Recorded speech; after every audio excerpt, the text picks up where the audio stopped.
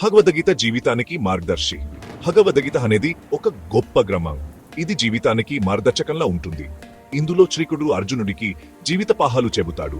ఈ పాఠాలు నేటికి మనందరికీ ఉపయోగపడతాయి. శ్లోకం 13 యుద్ధానికి సన్నాహాలు. అర్థం: అప్పుడు చంగాలు, పేరీలు, తంబురలు, ఓంకాలు మొదలైన వాటిని ఒక్కసారిగా మోగించారు. ఆ శబ్దం చాలా భయంకరంగా ఉంది. ఈ శ్లోకంలో కురుక్షేత్ర యుద్ధం ప్రారంభంలో రెండు వైపులా ఉన్న సైన్యాలు ఎంత ఉత్సాహంగా ఉన్నాయో చూపిస్తుంది. చంగాలు, పేరీలు మోగించడం వారి సన్నాహాలకు, ఉత్సాహానికి చిహ్నం.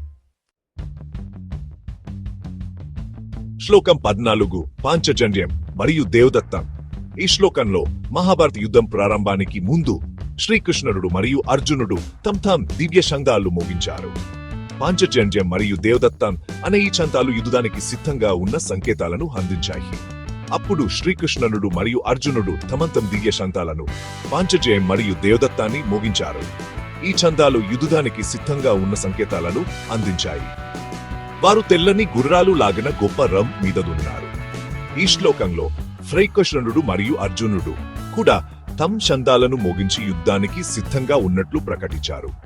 ఈ చందాలు యుద్ధానికి సిద్ధంగా ఉన్న సంకేతాలను అందించాయి. సన్నాహాల ప్రాముఖ్యత. పరీక్ష నుండి ప్రాజెక్టుల వరకు విద్యార్థులు పరీక్షలకు సన్నాహాలు చేసుకుంటున్నప్పుడు పుస్తకాలు, నోట్స్ మరియు ప్రాజెక్ట్ పనులు ఒకే చోటు ఉంటాయి. ఇది ఒక సమగ్ర ప్రణాళిక అవసరాన్ని సూచిస్తుంది. ఈ రెండు శ్లోకాలు మనకు సన్నాహాల ప్రాముఖ్యతను తెలియజేస్తాయి. భగవద్గీతలోని శ్లోకాలు మనకు ప్రణాళిక మరియు సన్నాహాల ప్రాముఖ్యతను వివరంగా తెలియజేస్తాయి. విద్యార్థులు తమ చదువుల ప్రణాళికను చర్చించడం కూడా ఈ సన్నాహాల భాగమే. యుద్ధం లాంటి క్లిష్ట పరిస్థితుల్లో కూడా సరైన ప్రణాళిక, సన్నాహాలు ఉంటేనే విజయం సాధ్యమవుతుంది. కురుక్షేత్ర యుద్ధం సమయంలో సన్నాహాలు మరియు ప్రణాళికలు ఎంత ముఖ్యమో మనం గమనించవచ్చు. ఈ సూత్రం నేటి వ్యూహాత్మక ప్రణాళికలో కూడా వర్తిస్తుంది. ఉదాహరణకు, మీరు ఒక పరీక్ష రాయాలంటే ముందుగా బాగా చదవాలి, ప్రాక్టీస్ చేయాలి. పరీక్ష కోసం సన్నాహాలు చేయడం అంటే కేవలం పుస్తకాలు చదవడం మాత్రమే కాదు, ప్రాక్టీస్ చేయడం కూడా చాలా ముఖ్యం. అప్పుడే మీరు ఆ పరీక్షలో మంచి మార్కులు సాధించగలుగుతారు. సన్నాహాలు మరియు కృషి ఫలితంగా మీరు మంచి మార్కులు సాధించి విజయాన్ని పొందగలుగుతారు. ఈ విజయాన్ని జరుపుకోవడం కూడా సన్నాహాల ఫలితమే. అదే విధంగా మీరు ఒక కొత్త ప్రాజెక్ట్ మీద పని చేస్తుంటే మీ లక్ష్యాలు ఏమిటి, ఎలా పని చేయాలి అనేది ముందుగానే నిర్మించుకోవాలి. ప్రాజెక్ట్ సన్నాహాలు కూడా పరీక్ష సన్నాహ లాగే ప్రణాళిక మరియు కృషి అవసరం. ప్రాజెక్ట్ విజయానికి ముందుగా లక్ష్యాలను నిర్ణయించడం, వాటిని సాధించడానికి సరైన ప్రణాళికలు రూపొందించడం చాలా ముఖ్యం. ఈ విధంగా మీరు మీ ప్రాజెక్ట్లో విజయాన్ని సాధించవచ్చు. నమ్మకం మరియు మార్గదర్శకత్వం విజయానికి కీలు. ఈ రెండు అంశాలు మన జీవితంలో విజయాన్ని సాధించడానికి కీలకమైనవి. నమ్మకం మనకు ధైర్యాన్ని ఇస్తుంది. మార్గదర్శకత్వం మనకు సరైన దారిని చూపిస్తుంది. అర్జునుడు శ్రీకృష్ణుడిని తన సారథిగా ఎంచుకోవడం ద్వారా అతనిపై ఉన్న నమ్మకాన్ని, అతని మార్గదర్శకత్వం కోసం ఉన్న ఆశను చూపిస్తుంది.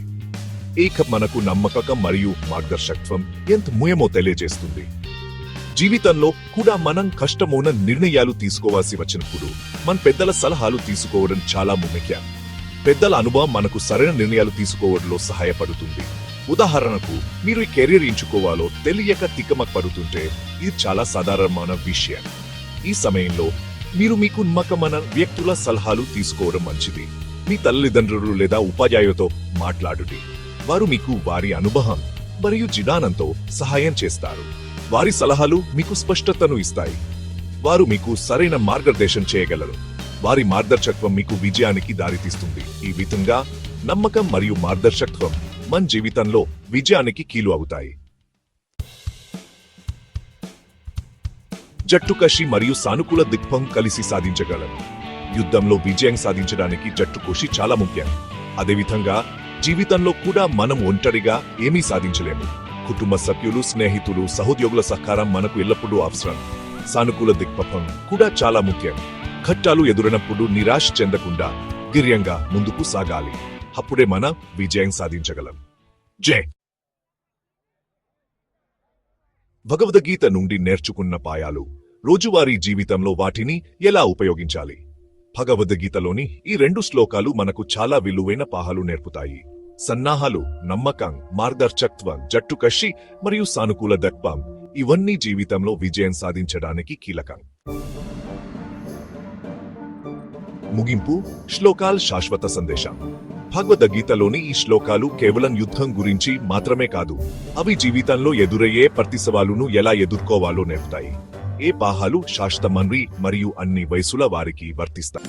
ఈ వీడియోకు సంబంధించిన ఎలాంటి సందేహాలు లేదా ప్రశ్నలు ఉన్నా దయచేసి కింద కామెంట్ చేయండి. ఈ భావనలపై మరింత స్పష్టతనిచ్చేందుకు భవిష్యత్తు వీడియోలలో వాటిని పరిష్కరించడానికి నా వంతు కృషి చేస్తాను. మీ అభిప్రాయాలు మరియు ఆసక్తిలకు స్వాగతం. మా తదుపరి వీడియోను మిస్ కాకుండా ఉండేందుకు సబ్స్క్రైబ్ చేయడం మరియు నోటిఫికేషన్ బెల్ ను హిట్ చేయడం మర్చిపోవద్దు. అక్కడ మేము ఈ లోతైన విషయాలలో మరింత లోతుగా ప్రవేశిస్తాము.